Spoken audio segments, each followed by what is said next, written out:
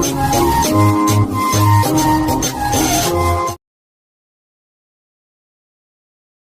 साथै जय मसिया धेरै परिवारजनहरू तपाईँहरू सबैजना आरामै हुनुहुन्छ होला हामी विश्वास अनि आशा गर्दछौँ। तपाईँहरूको बिचमा परमेश्वरको वचनबाट केही कुराहरू हजुरहरूको माझमा तपाईँहरूलाई उत्साह दिनको निम्ति र एउटा विषयमा रहेर छलफल गर्नको निम्ति तपाईँहरूको बिचमा उपस्थित भइसकेका छौँ र त्यो विषय रहेको छ एक विशेष जाति।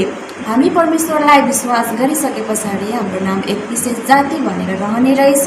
हामी यो शीर्षकबाट नै थाहा पायौँ र हामी एक विशेष जाति हो भने हामीलाई चाहिँ के कारणले विशेष जाति बनियो हामीलाई यो विषयमा विस्तृत रूपमा जानकारी दिनको निम्ति परमेश्वरको वचनबाट हामीलाई केही कुराहरू हामी एक विशेष जाति हो भनेर देखाउनको निम्ति हाम्रो बिचमा हुनुहुन्छ आदरणीय दिदी मन्जु सुनार र यो समय चाहिँ म दिदीलाई दिन चाहन्छु। उहाँले हामीलाई बताउनुहुनेछ हामी कसरी विशेष जाति भयौँ भनेर।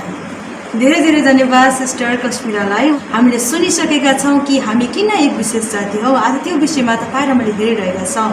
तपाईँ र म एक विशेष जाति किन हो भन्दाखेरि तपाईँ र म मूल तिरेर किनिएका हौँ। यीशु ख्रीष्टको रगतले किनिएको कारणले तपाईँ र म चाहिँ एक भएका छौँ। उहाँमा विश्वास गर्ने जुनसुकै जाति पनि अब उहाँमा एक भएको छ। उहाँमा एक विशेष जाति भएको छ। यस विषयमा तीतस 2:14 पदले के भन्दछ सिस्टरले पढेर सुनाउनु हुनेछ। ख्रीष्टले हामीलाई सबै अधर्मबाट मोल तिरेर उद्धार गर्नुभयो। सुकर्ममा जोसिलो भएको आफ्नै निम्ति एक विशेष जाति शुद्ध पार्नलाई आफूलाई दिइहाल्नुभयो। हेर्नुहोस् त उहाँले आफैले दिइहाल्नुभयो। सुकर्ममा जोसिलो भएर उहाँले तपाईँ र मलाई दिनुभयो। तपाईँ र म चाहिँ कुकर्ममा तपाईँ र म आफ्नो अधर्ममा जोसिला भएका थियौँ। परमेश्वरले आफ्नो पुत्र येशू ख्रीष्टलाई दिनुभयो। उहाँ सुकर्ममा जोसिलो भएर आफैलाई दिनुभयो। तपाईँ र मलाई पवित्र एक विशेष जाति राजकीय पुजारीगिरी पवित्र जाति तुल्याउनको निम्ति आफैलाई दिइहाल्नुभयो तपाईँ र मेरो निम्ति। यस कारणले गर्दाखेरि तपाईँ र म एक विशेष जाति हो किनकि तपाईँ र म किनिएका छौँ। मोल तिरेर तपाईँ र म किनिएका छौँ। यस विषयमा 1 कोरिन्थी 6:20 पदले भन्दछ किनकि हामी मोल तिरेर किनिएका हौँ यसकारण आफ्नो शरीरमा परमेश्वरको महिमा गर भनेर त्यहाँ लेखिएको छ। साँच्चै नै हामी मोल तिरेर किनिएका हौँ। यस कारणले गर्दाखेरि हामी एक विशेष जाति हो पहिलो नम्बर। र दोस्रो नम्बरमा तपाईँ र म जानेछ तपाईँ र म उहाँको आश्चर्यपूर्ण उहाँको अचम्मका उद्योगका कामको कार्यको वर्णन गर्नको निम्ति अथवा उहाँको महिमा गर्नको निम्ति तपाईँ र म चाहिँ एक विशेष जाति हौ। यस विषयमा चाहिँ 1 पत्रुस 2:9 पदले के भन्दछ त्यो पद चाहिँ हाम्रो सिस्टरले पढेर सुनाउनु हुनेछ। तर तिमीहरू त चुनिएका वंश राजकीय पुजारीगिरी पवित्र जाति परमेश्वरका निजी प्रजा हौ। उहाँले तिमीहरूलाई अन्धकारदेखि उहाँका उद्योगको ज्योतिमा ल्याउनु भयो ताकि तिमीहरू उहाँका आश्चर्यपूर्ण कार्यहरूको घोषणा गर्न सक। हेर्नुहोस् त कस्तो अद्भुत वचन चाहिँ त्यहाँनिर लेखेको छ। हामी चाहिँ एक राजकीय पुजारीगिरी पवित्र जाति हो एक विशेष जाति हो। उहाँका प्रजा उहाँका सन्तान हौ तपाईँ र म र उहाँका कार्यको घोषणा गर्नको निम्ति तपाईँ र म चाहिँ एक विशेष जाति हौ। यहाँ 43:21 पद पनि हामी हेर्नेछौँ। त्यस जातिलाई जसलाई मेरो प्रशंसाको घोषणा गरौँ भनेर मेरो निम्ति मैले बनाएँ। हेर्नुहोस् त परमेश्वरले के भन्नुभएको छ त्यस जातिलाई परमेश्वरको प्रशंसा गर्नको निम्ति अथवा मेरो प्रशंसा गर्नको निम्ति मैले बनाएँ भन्नुभएको छ। त्यो जाति चाहिँ कुन जाति हो भनेदेखि राजकीय पुजारीगिरी पवित्र जाति। यहाँ कुनै भेदभाव छैन परमेश्वरको दृष्टिमा। त यो जातको फलाना यो जातको यस्तो कुनै किसिमको भेदभाव छैन। तर जसले उहाँको प्रशंसा गर्दछन् जसले उहाँको महिमा गर्दछन् ती व्यक्तिहरू पवित्र जाति राजकीय जाति विशेष जाति हो भनेर बाइबलले भन्दछ। कुनै पनि पक्षपात गर्नुहुन्न। उहाँको भय र डर मान्ने उहाँको आज्ञा पालन गर्ने सबै विशेष जाति हो भनेर बाइबलले भन्दछ। तपाईले कुन जागिर गर्नुहुन्छ तपाईको पद के हो तपाई कतिको फेमस हुनुहुन्छ यो कुरा भन्दा बेसी चाहिँ कसले परमेश्वरको महिमा गर्दछ कसले आत्मा र सत्यतामा उहाँलाई पुज्दछ त्यो नै उहाँको दृष्टिमा एक विशेष जाति हो। एक राजकीय पुजारीगिरी पवित्र जाति हो जसले चाहिँ उहाँको कार्यहरूको घोषणा गर्दछ उहाँको महिमा गर्दछ उहाँको प्रशंसा गर्दछ त्यो विशेष जाति हो भनेर। दोस्रो नम्बर तपाईहरु मैले हेरेका छौं कि उहाँका कामको वर्णन गर्दछ अथवा घोषणा गर्दछ त्यो विशेष जातिले जीवित परमेश्वरको महिमा गर्दछौँ। यस कारणले गर्दाखेरि तपाईँ र म विशेष जाति हौँ। हामी के कारणले गर्दा विशेष जाति हौँ तेस्रो नम्बर हेर्नेछौँ। हामी उहाँका सन्तान र उहाँका उत्तराधिकारी हौँ। र यस विषयमा बाइबलले के भन्दछ? अनि जहाँ तिमीहरू मेरा प्रजा होइनौ भनी तिनीहरूलाई भनिएको थियो त्यही तिनीहरू जीवित परमेश्वरका सन्तान कहलाइनेछन्। हेर्नुहोस् त कति अद्भुत वचन लेखेको छ। जहाँ तपाईँ र मेरो गराना नै थिएन, जहाँ तपाईँ र मलाई पर्जा नै भनिएको थिएन, त्यस ठाउँमा चाहिँ परमेश्वरले तपाईँ र मलाई चाहिँ उहाँको सन्तान भन्नुहुन्छ। कति अद्भुत कुरा यहाँनिर लेखेको छ। र तपाईँ र म चाहिँ उहाँको उत्तराधिकारी पनि हौँ। त्यसै गरेर तपाईँ र मैले उत्पत्ति 12 को 2 पद पढ्दछौँ। त्यहाँनिर पनि यस विषयमा के लेखेको छ, परमेश्वरले अब्राहमलाई गर्नुभएको प्रतिज्ञा कसरी पुरा भयो त्यो विषयमा तपाईँ र मैले हेर्न सक्दछौँ। हाम्रो सिस्टरले पढेर तपाईँ र मेरो बिचमा चाहिँ सुनाउनुहुनेछ। उत्पत्ति 12 को 2 पद। म तबाट एउटा ठुलो जाति खडा गर्नेछु र तँलाई आशिष दिनेछु। म तेरो नाम प्रसिद्ध गराउनेछु र त आशिषको मूल हुनेछस्। हेर्नुहोस् त तपाईँ र मलाई उहाँले आशिषको मूल तुल्याउँदै हुनुहुन्छ। उहाँले अब्राहमबाट एउटा ठुलो जाति तयार पार्नुभयो र त्यो जाति चाहिँ तपाईँ र म नै हौँ। परमेश्वरले अब्राहमलाई गर्नुभएको प्रतिज्ञा अनुसार तपाईँ र म एक विशेष जाति हौँ। उहाँको वचनले तपाईँ र मलाई एक समान हेर्दछ। न त कमरा, न फुक्का, न त ग्रिक, न त यहुदी, न त स्त्री, न पुरुष, तर ख्रिस्ट येशूमा तपाईँ र म एक हौँ। कति अद्भुत वचन चाहिँ यहाँनिर लेखेको छ। एक स्त्री पानी भर्नको निम्ति एक इनारमा आएको कुरा हामी पाउँदछौँ। त्यहाँनिर चाहिँ यसो ख्रिस्ट पनि हुनुहुन्थ्यो। अनि यसो ख्रिस्टले चाहिँ त्यो सामरी स्त्री थिए, त्यो सामरी स्त्रीलाई भन्नुभयो मलाई पानी पिउनलाई देऊ भनेको कुरा हामी पाउँदछौँ। जब तपाईँ र मैले यूहन्ना 4 को 7 पद पढ्छौँ त्यहाँनिर लेखेको छ। हाम्रो सिस्टरले पढेर सहायता गर्नुहुनेछ। एउटी सामारी स्त्री पानी भर्न त्यहाँ आई। यसुले त्यसलाई भन्नुभयो मलाई पानी पिउन देऊ। हेर्नुहोस् त यसुले त्यसलाई भन्नुभयो, त्यो सामरी स्त्रीलाई यसो ख्रिस्टले भन्नुभयो मलाई पानी पिउनलाई देऊ भन्नुभयो। किनकि सामरीहरू तल्लो लेभलका जाति थिए।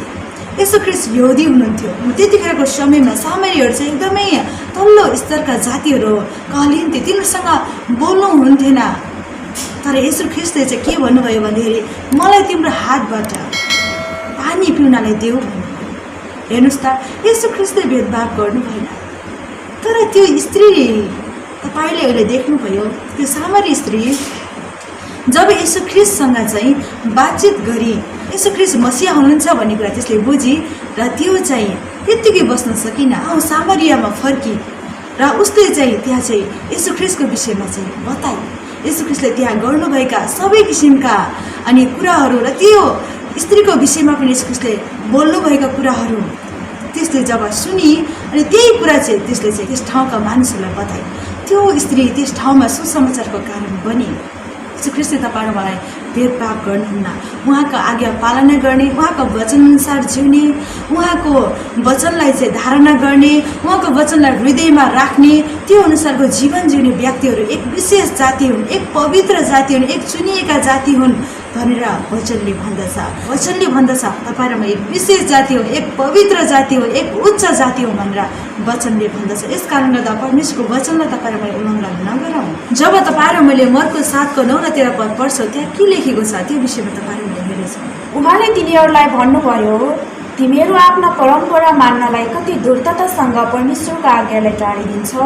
यसरी तिमीहरू आफ्नो चलिआएको परम्परालाई कायम राखेर परमेश्वरको वचनलाई चाहिँ रद्द तुल्याउँछौ अनि यस्तै अनेक कामहरू तिमीहरू गर्दछौ।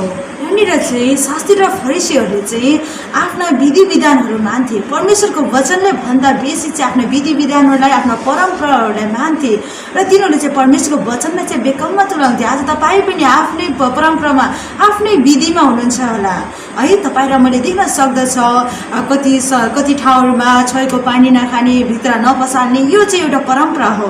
तपाईँ र मैले आफ्नो परम्परालाई मानेर परमेश्वरको वचनलाई चाहिँ व्यर्थ नतुल्याउनु र तपाईँ र मैले चाहिँ उहाँको वचनलाई आफ्नो हृदयमा राखेर साँच्चै नै त्यो वचन अनुसारको जीवन जियौँ भने तपाईँ र म एक विशेष जाति हो। यस कारणले हो कि तपाईँ र म मल तिरेर किनेका हौँ, यसो ख्रिस्टको रगतले किनेका हौँ। यस कारणले हो कि प्रतिज्ञा अनुसार तपाईँ र म चाहिँ उहाँको सन्तान हौँ, उहाँको उत्तराधिकारी हौँ र तपाईँ र म चाहिँ जीवित परमेश्वरको प्रशंसा गर्ने उहाँका सेवकहरू हौ। तपाईँका परमेश्वरलाई मरेका ईश्वरलाई मान्दैनौँ, तर तपाईँ र म चाहिँ जीवित परमेश्वरलाई मान्दछौँ, जो चाहिँ तपाईँ र मेरो हृदयमा हुनुहुन्छ। तपाईँ र मेरो हृदयमा उहाँ जीवित हुनुहुन्छ। उहाँ साँच्चै नै तपाईँ र मेरो निम्ति आउनुभयो, तपाईँ र मेरो निम्ति जिउनुभयो, उहाँलाई क्रुसमा टाँगियो, चिहानमा राख्यो, उहाँलाई त्यो चिहानलाई पनि जित्नुभयो। उहाँ जीवित हुनुभयो सदाको निम्ति। यस कारणले जीवित हुनुभयो कि उहाँ जीवित भएपछि एकैपटक 500 जनाभन्दा बढी कहाँ उहाँ देखा गर्नुभयो र उहाँ तपाईँ र मेरो बिचमा 40 दिन र 40 रातसम्म उहाँ फेरि जीवित भएर तपाईँ र मसँग रहनुभयो र तपाईँ र मेरो निम्ति उहाँ फेरि अनि जानुभएको छ त्यो विशेष जातिलाई ठाउँ तयार पार्नको लागि। र तपाईँ र म चाहिँ ख्रीष्ट येशूमा एक हौँ। प्रभुले तपाईँलाई आशिष गर्नुभएको होस्।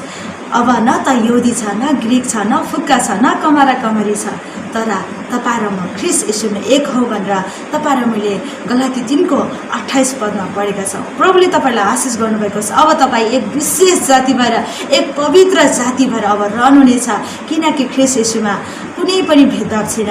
यस कारणले गर्दा तपाईँ एक विशेष जाति, एक पवित्र जाति हो।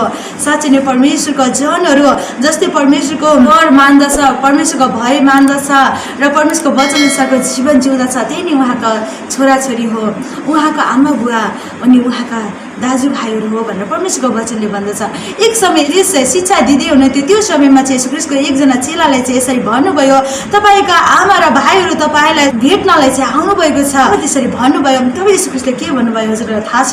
अनि यीशु ख्रीष्टले यसरी भन्नुभयो, मेरो वचन पालना गर्ने अनि मेरो वचन अनुसार जिउने त्यही नै मेरो आमा हुन्, त्यही नै मेरो दाजुभाइहरू हुन् भनेर यसरी भन्नुभएको छ। साँच्चै नै उहाँको वचन पालना गर्ने, उहाँको वचन अनुसार जिउने त्यही नै विशेष जाति हो, त्यही नै पवित्र जाति हो, त्यही नै राजकीय पुजारीगिरी जाति हो। प्रभुले तपाईँलाई आशिष गर्नुभएको छ। अब उहाँमा कुनै भेदभाव छैन, उहाँ कुनै पक्षपात छैन।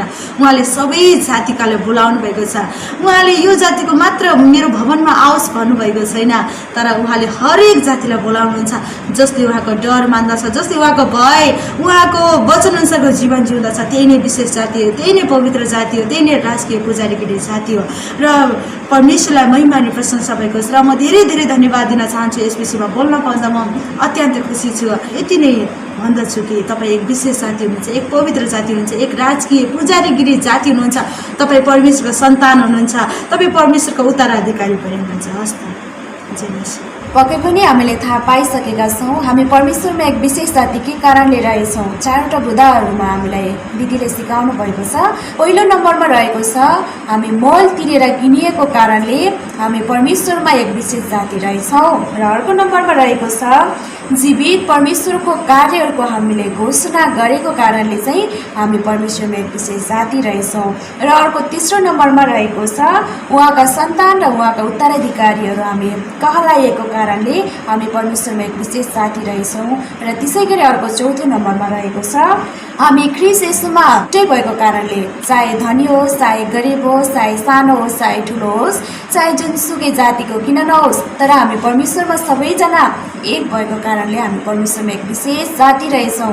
अत्यन्तै उत्कृष्ट विषयहरूमा हामीलाई दिदीले सिकाउनु भएको छ र यसको निम्ति दिदीलाई धेरै धन्यवाद दिन चाहन्छु, किनभने हाम्रो बिचमा दिदीले विषयहरूमा हामीलाई प्रष्ट पार्नु भएको छ।